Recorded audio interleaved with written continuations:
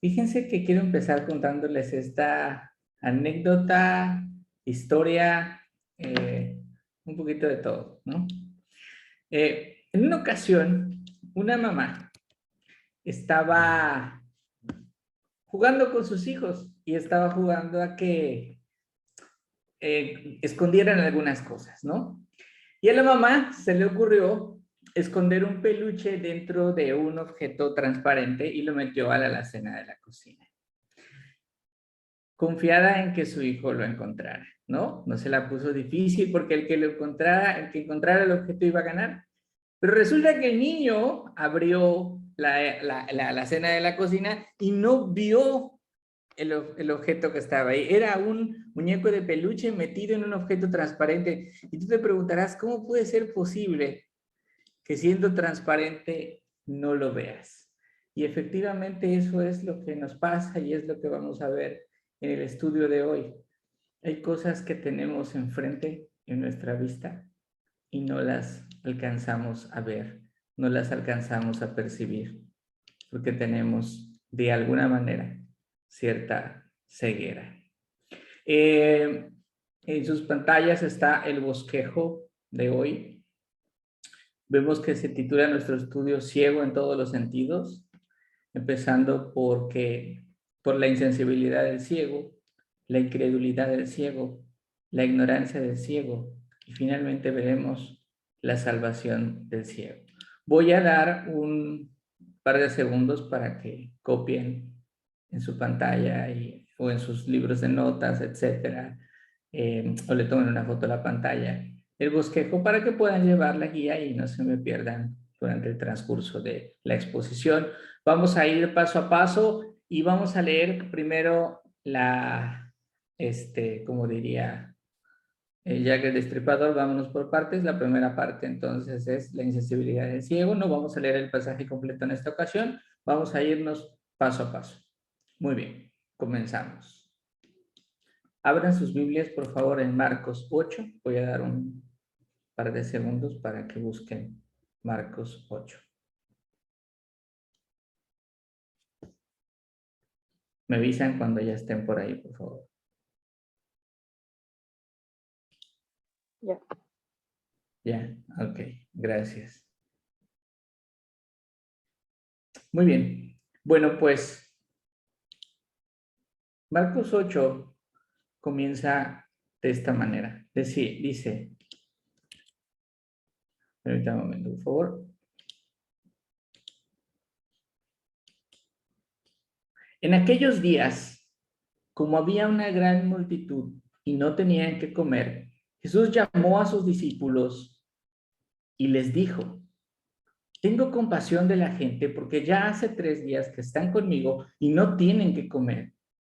Y si los enviaren ayunas a sus casas, se desmayarán en el camino, pues algunos de ellos han venido de lejos.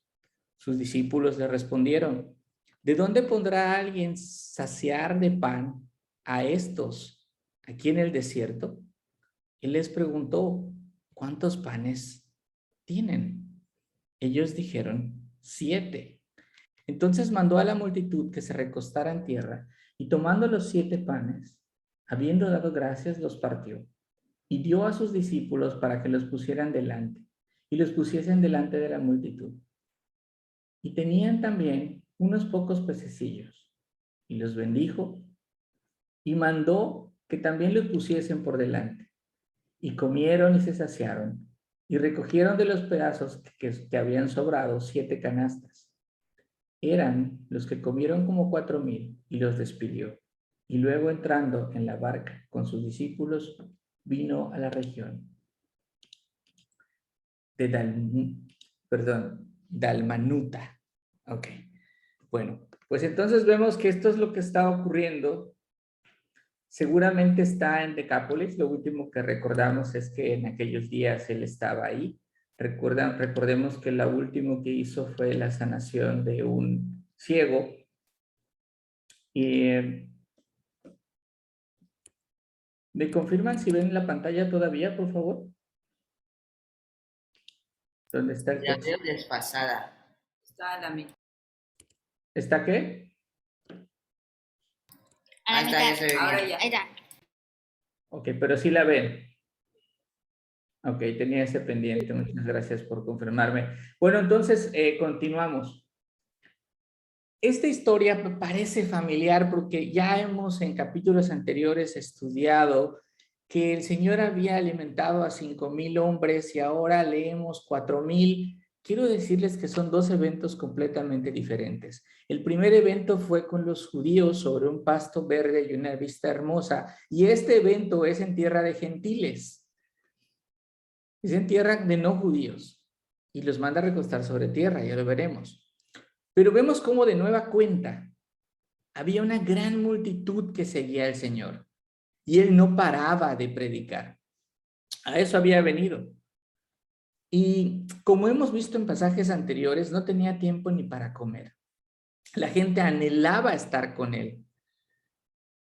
Y mucha gente lo acompañaba. Ahí estaban. Y mira, ¿qué dice el Señor? Tengo compasión de ellos. Este es el nivel de amor sacrificial del Señor. ¿Acaso él no tenía hambre? Seguramente sí. Pero tienen que saber que predicar también es cansado. Él también estaba cansado y hambriento. Llevaba 3 días con ellos. La gente anhelaba estar con él. Él anhelaba estar con la gente. 3 días enseñándoles, mostrándoles la sana doctrina. Y él no dice, ¿saben qué, muchachos? Yo necesito un descanso. Él no dice, por favor, denme de comer. Él no dice, denme un poco de tiempo, ahorita regreso. Él piensa en los demás primero. Y no importa si son judíos o no judíos. No importa si son de su color o no son de su color. Él piensa en ellos primero. Y esto es como Él nos muestra su corazón misericordioso, su corazón compasivo, al grado que aunque Él también tiene hambre, dice, yo no los puedo dejar ir así. Ellos no tienen fuerzas para irse por el camino, por las multitudes. Hay hombres, hay mujeres, sí es cierto, hay jóvenes, pero también es una realidad que hay niños, que hay ancianos, que han venido de lejos. No puedo hacerlo. Y el salmista en el Salmo 103:13, si gustas anotar, Salmo 103:13, dice que así como el Padre se compadece de sus hijos, así se compadece Dios de los que le temen. Ahora el Señor dice, tengo compasión. Y sus discípulos no reaccionan. Él ya sabe qué va a hacer. Él no dice tengo compasión porque no sabe qué va a hacer. Él sabe perfectamente lo que hará, pero se dirige a ellos para ver si sus corazones endurecidos sienten un poquito algo, si sus ojos espirituales se percatan de lo que está pasando. Mira el gran ejemplo que te ha dejado el Señor de pensar antes de que pienses en ti, pienses en los demás, que seas movido a misericordia, que tu corazón sienta compasión por aquellos que pueden estar pasando hambre, cualquier amargura en su vida o no conocen al Señor. Pero no solo se trata de tener un corazón compasivo, no solo se trata de sentir que tu corazón se apachurra, sino de hacer algo más. Los actos, los hechos, las evidencias o tus acciones son consecuencia de tu fe, como dice Santiago. Santiago en el capítulo 2, en el versículo 15, Santiago en el capítulo 2, en el versículo 15 dice, si un hermano o una hermana no tienen ropa o carecen de sustento y uno de ustedes le dice, vaya en paz, caliéntese y cómase algo, pero no le da lo necesario para su cuerpo, ¿de qué sirve? Eso no es fe auténtica, eso es lo que está diciendo. Tu fe no es auténtica si lo que sientes nada más es, pues algo en tu corazón, pero no te mueva nada. Si alimentas al hambriento o cubres al que tiene frío pensando que harás más puntos y con eso irás al cielo, tampoco sirve de nada porque no hay fe de por medio. Cuando tú haces estas obras para buscar un mérito, estás diciendo, Cristo, gracias porque dices que moriste por mí, pero no es suficiente, yo tengo que hacer algo con mis propios méritos. El resultado es la condenación. Y aquí es donde nos tiene que doler. Aquí es donde un verdadero corazón cristiano tiene que entristecerse, tiene que oprimirse cuando sabe que hay mucha gente allá afuera que no ha oído la palabra de Dios. La pregunta para ti hoy es, ¿sientes compasión por esa gente que está allá afuera, que no tiene el verdadero pan, y no hablo físico, sino el pan de vida? Estas preguntas solo tú las puedes responder. Pero sigamos al versículo 4. Sus discípulos le dijeron, ¿de dónde podrá alguien saciar de pan a todos estos en el desierto? Esta es una pregunta muy interesante porque fíjense que literalmente, traducida del texto griego, diría algo más o menos así. ¿De dónde alguien tendría el poder para saciarlos de panes en este lugar desierto? Fíjense el nivel de pregunta, lo está haciendo un discípulo, lo están haciendo los discípulos. Ellos están con el Señor y preguntan, ¿de dónde alguien tendría el poder para saciarlos de panes en este lugar desierto?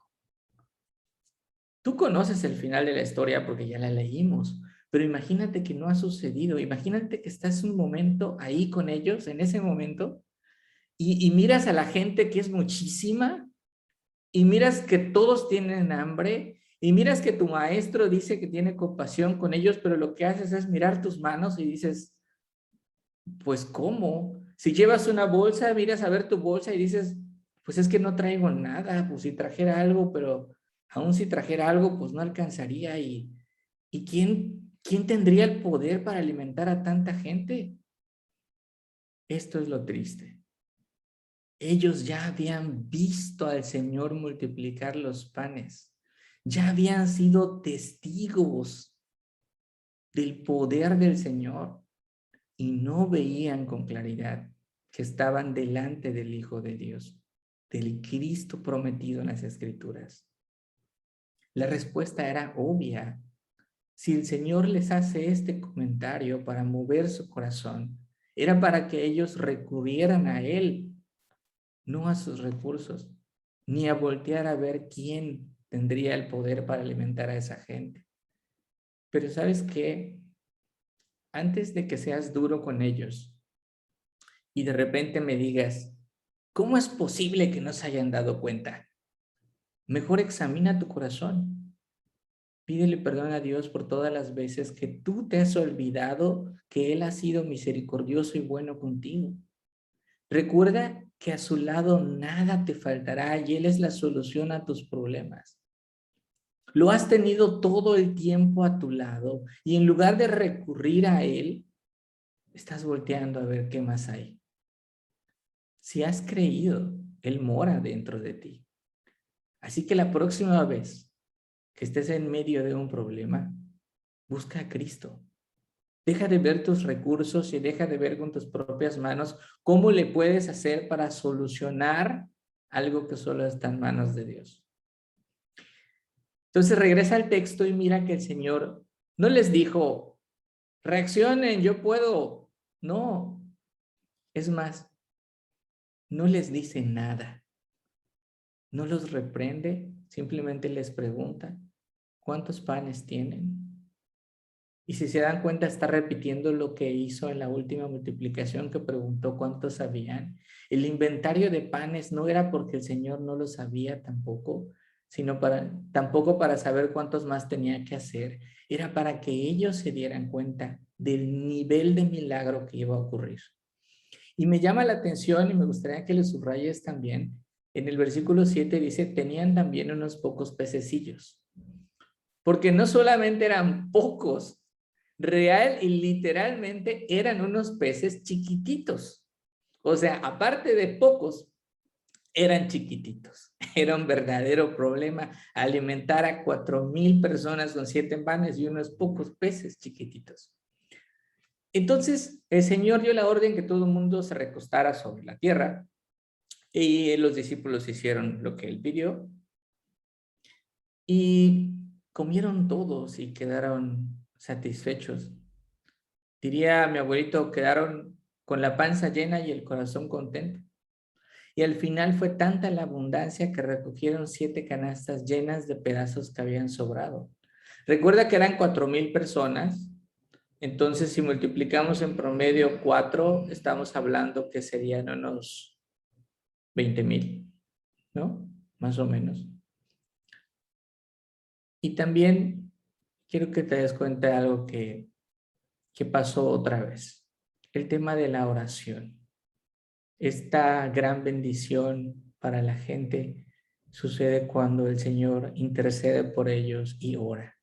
En el versículo 6, habiendo dado gracias, lo partió y lo dio a sus discípulos. En el versículo 7, y los bendijo y mandó también que los pusieran por delante. Es Dios dando gracias por la provisión. Es Dios mismo, Dios Hijo, dando gracias a su Padre para que sea glorificado el Padre en ese momento, en ese milagro. Hoy el Señor Jesús está sentado a la diestra del Padre y te ha modelado cómo debes tú también alzar la vista al cielo y darle gracias por su provisión, por su ayuda, por su cuidado. Porque siendo sus hijos, Él tiene cuidado de nosotros, tiene cuidado de ti. Entonces, aún estés pasando en medio de una dificultad, ora a Él y solo así glorificará su nombre. Busca su gloria como Cristo buscaba la gloria del Señor. Y nos vamos al versículo 11.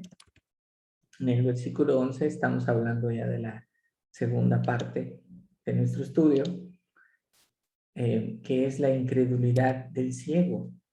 Había otros ciegos, no solamente eran los discípulos, porque dice que vinieron los fariseos y comenzaron a discutir con él pidiéndole señal del cielo para tentarle. Y gimiendo en su espíritu dijo, ¿por qué pide señal a esta generación? De cierto os digo que no será dada señal a esta generación. Y dejándolos volvió a entrar en la barca y se fue a la otra ribera. Marcos no especifica si los fariseos estaban ahí cuando él multiplicó los panes, pero ya lo había hecho 2 veces, ya era la segunda ocasión. Por lo tanto, ellos ya habían escuchado de estos milagros. Entonces empezaron a pedirle una señal del cielo. ¿Cómo es eso? Ellos no pedían en forma de oración. Ellos no se postraban y suplicaban ante sus pies como el Señor había sanado a otras personas. Ellos no argumentaban, ellos no querían aprender, ellos estaban poniéndolo a prueba. De alguna manera discutían en una forma altanera, en una forma arrogante. De la misma manera que Satanás puso a prueba en el desierto al Señor Jesús. Estos escribas ahora le estaban tentando. Ellos querían ver, imagínate, un milagro personalizado. Era tanta su arrogancia que le pedían de verdad que si de verdad era poderoso, hiciera algo extraordinario que se viera reflejado en el cielo. Ellos conocían las escrituras y sabían, por ejemplo, que Elías hizo descender fuego del cielo. Dios hizo descender fuego del cielo por una oración de Elías. Ellos habían leído que el sol y la luna se detienen por el poder de Dios. ¿El Señor Jesús tenía el poder para hacer todo eso? Claro que sí, desde luego que sí. Pero esto era una tentación y no iba a ceder a una tentación. Aunado a esto, mira otra vez el corazón del Señor.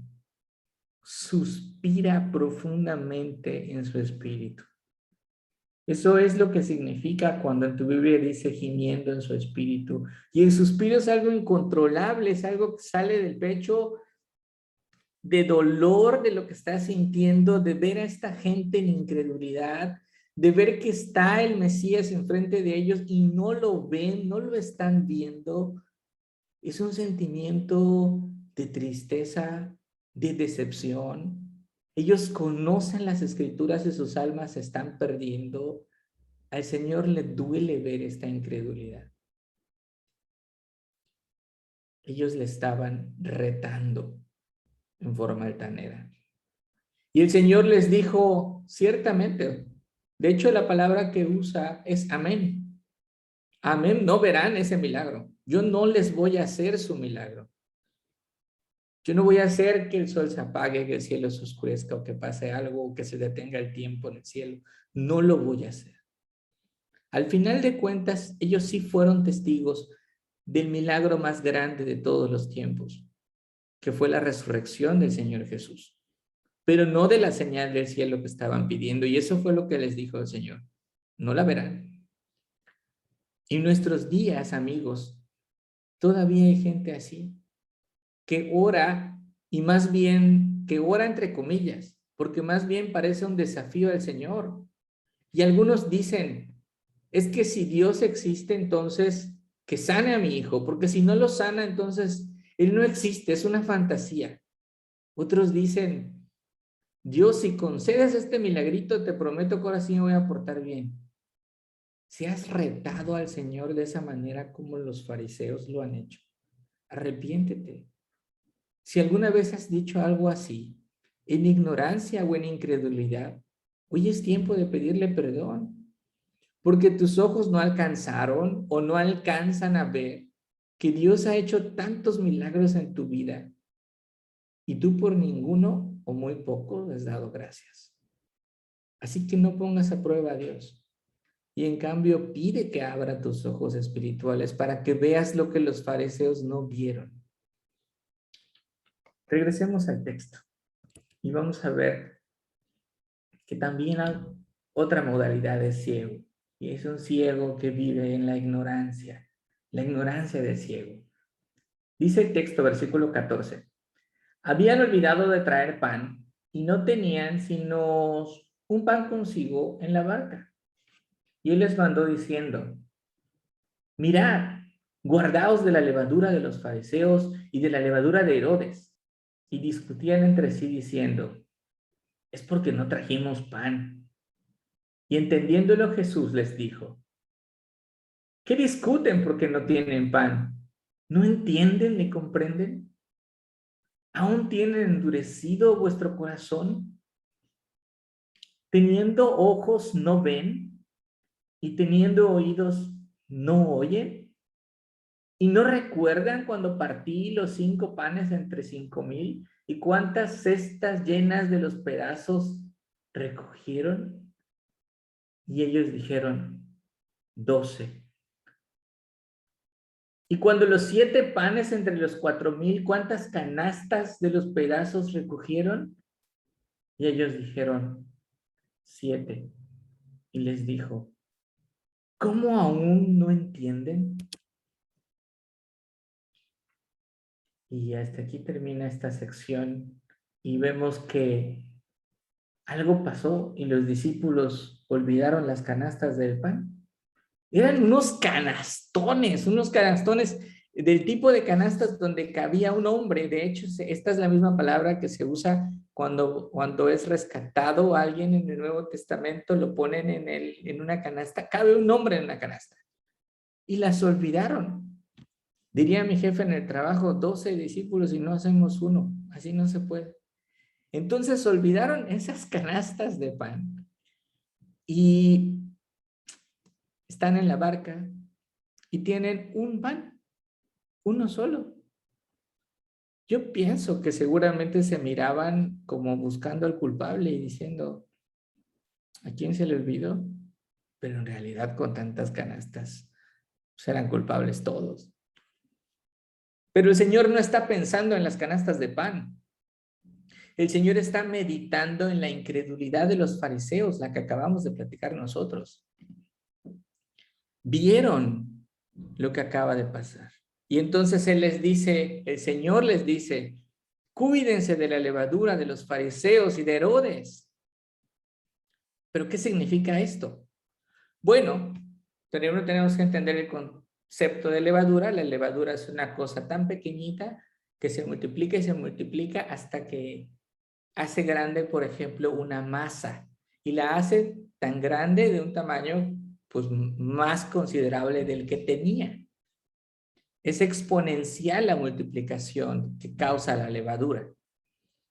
Entonces, esto lo hacía, de esta levadura que está hablando el Señor, lo hace refiriéndose a las doctrinas equivocadas de los fariseos, ya las hemos visto. esta doctrina de los fariseos que prefiere la tradición a obedecer la palabra de Dios. Esta doctrina de los fariseos que desecha la palabra de Dios por seguir sus costumbres.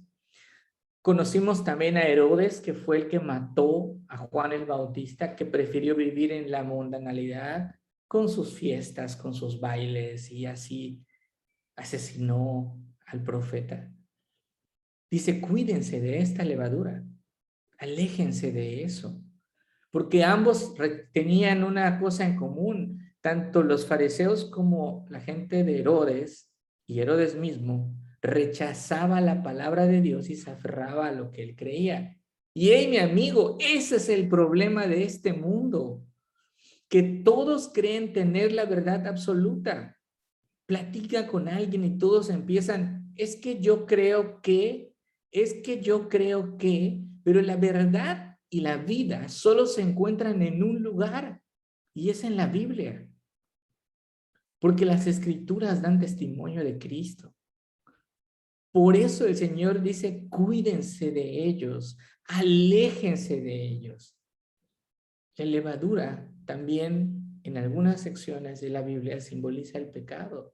Tú permite un pecado en tu vida, de esos que llamas pecados leves, pecadillos, gustitos pecaminosos, y te inundará, porque no existen los pecados leves ni los pecadillos.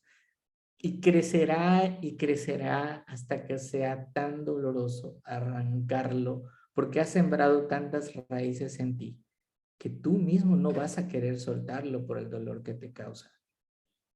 Lo mismo pasará si empiezas por aceptar falsas doctrinas, como el evangelio de la prosperidad. Suena tan bonito, es tan motivante, que mucha gente lo abraza, porque prefiere escuchar eso a un llamado al arrepentimiento por sus pecados. Está mejor. Pero bueno, sigamos y vemos en el texto entonces cómo el Señor se da cuenta que ellos están perdidos. Esto es algo entre cómico, triste, extraño, una mezcla de sentimientos encontrados, porque mientras el Señor les está advirtiendo de esto tan grave, de esta exhortación tan grave que les acabo de decir, ellos están tan ciegos que pensaban que les estaba hablando de la levadura que lleva el pan que olvidaron en las canastas que alguien no quiso subir a la barca. Hazme el favor. Ellos no habían entendido nada. Tenían un pan. ¿Quién los podía alimentar con ese pan a los 13 en la barca? El Señor. Es más, Él los podía alimentar sin ningún solo pan. El pan no era el problema.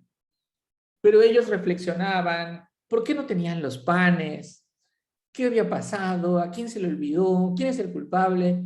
Mientras el Señor los aconsejaba y los exhortaba a alejarse de los fariseos y de los herodianos.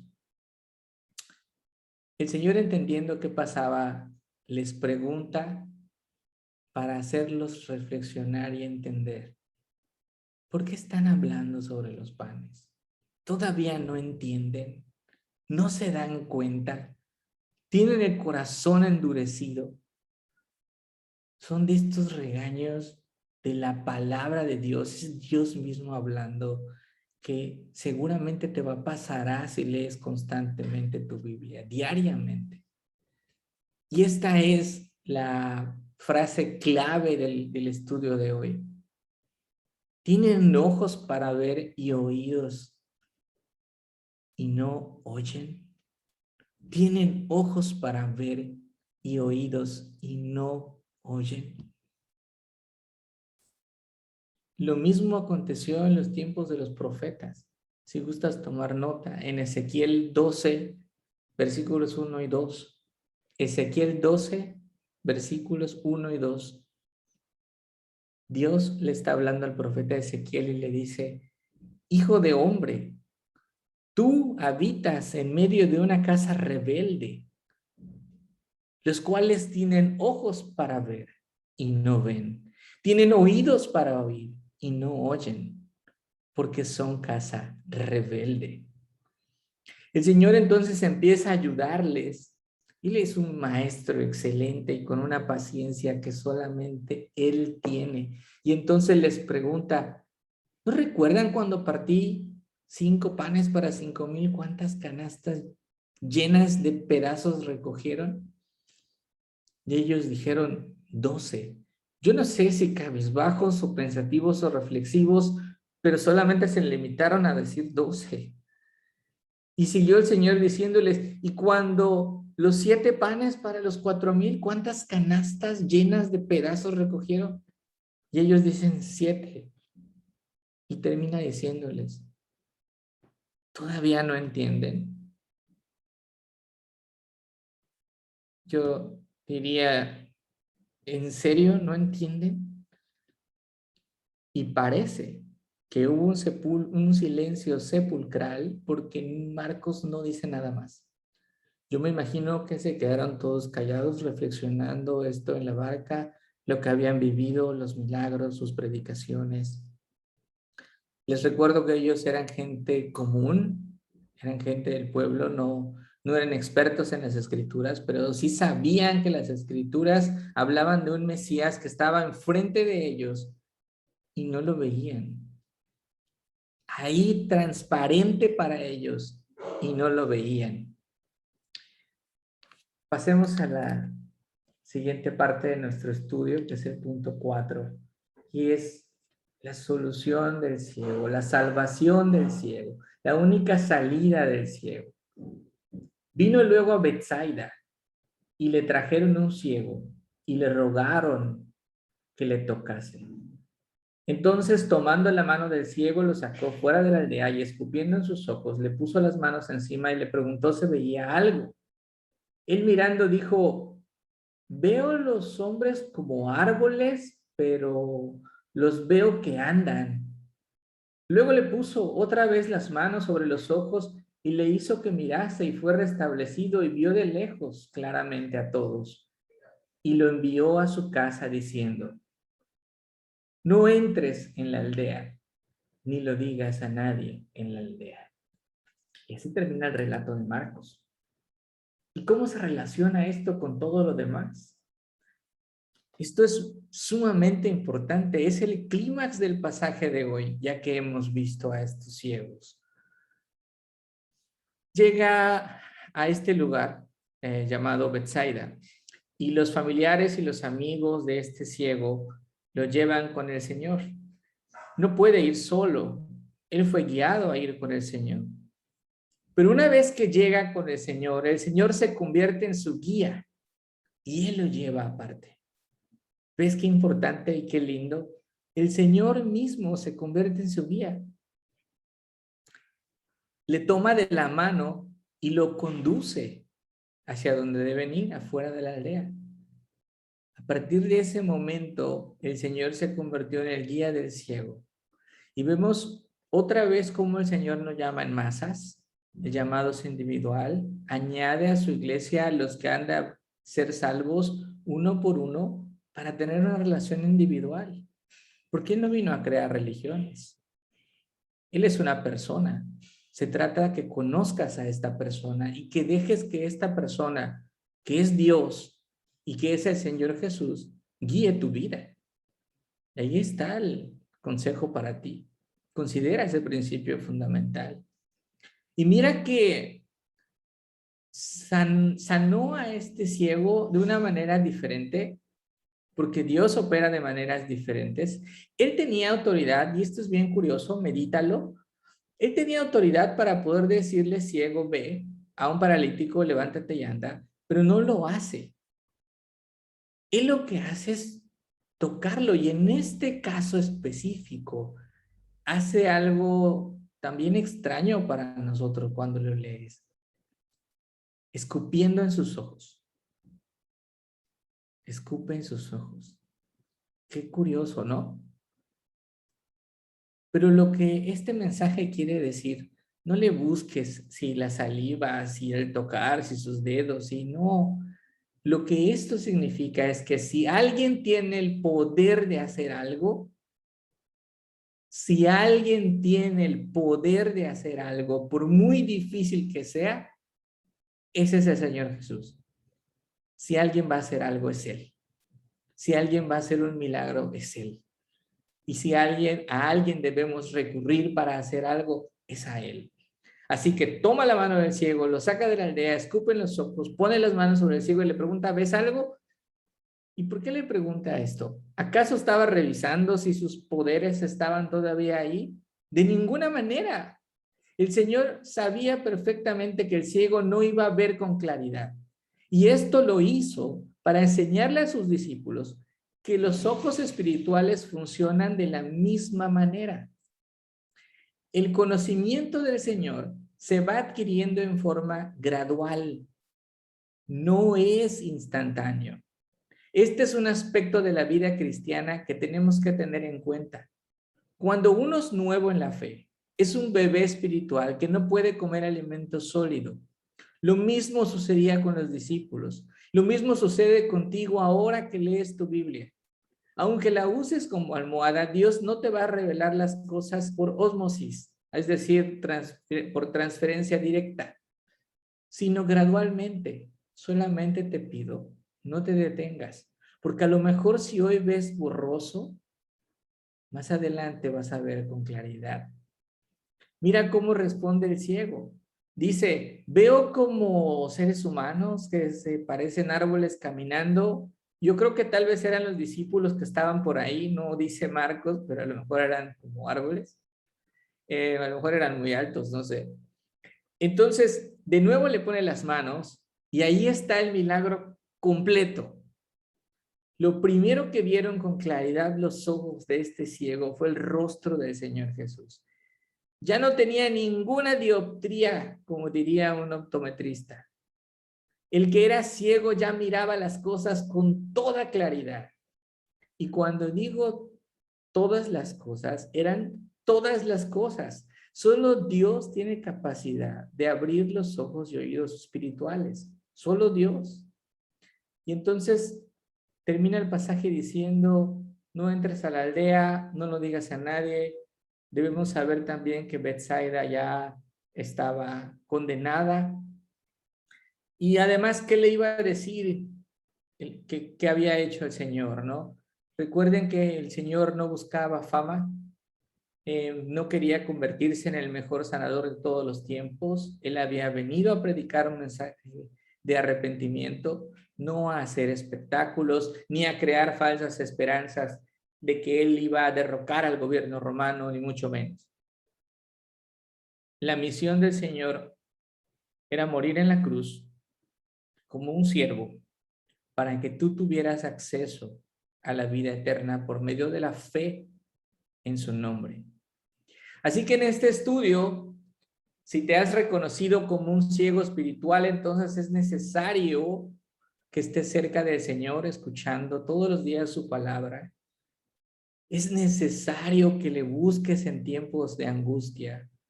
Es necesario que confíes que en sus manos estás seguro y nada te faltará. Que no lo tientes, no lo retes. El Señor no es un mago o un genio de la lámpara. O te contestará como le contestó a los fariseos. No vas a ver esa señal. Es necesario también que huyas del pecado y vivas en santidad. Que huyas de las falsas doctrinas. Y que si quieres ver con claridad un día, permanezcas en Cristo. Hoy aprendiste que si los discípulos estaban ciegos, insensibles, ignorantes, no eres diferente. Ciertamente Dios pasa a los hombres de las tinieblas a la luz, pero nadie puede ver claramente desde el principio. Hay que permanecer y poco a poco el Espíritu Santo te irá revelando más y más cosas. Te invito a permanecer. El conocimiento de Dios es un proceso gradual. Gradual, no te desesperes. Fíjate que aunque tengas muchos años leyendo la Biblia, aunque tengas muchos años congregándote, Pablo lanza una seria advertencia contra todas las personas que creen que lo saben todo. En Primera de Corintios 8:2 lo puedes encontrar. Primera de Corintios 8:2. Dice Pablo, si alguien cree que sabe algo, no ha aprendido todavía como debe saber.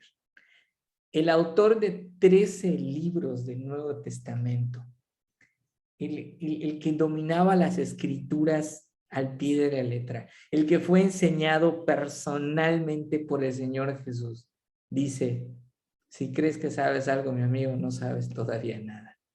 De ahí nuestra importancia, la importancia que todos permanezcamos en la palabra.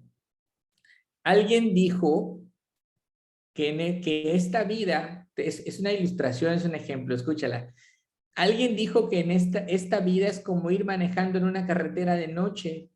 Todo está muy oscuro, puedes ver al frente por las luces de tu auto y puedes seguir tu camino, pero la noche, tarde o temprano, terminará. El día se acerca, resplandeciente saldrá el sol y verás todo claramente. Cuando el Señor regrese a este mundo, tu visión estará completamente perfeccionada. Este es el mensaje de hoy.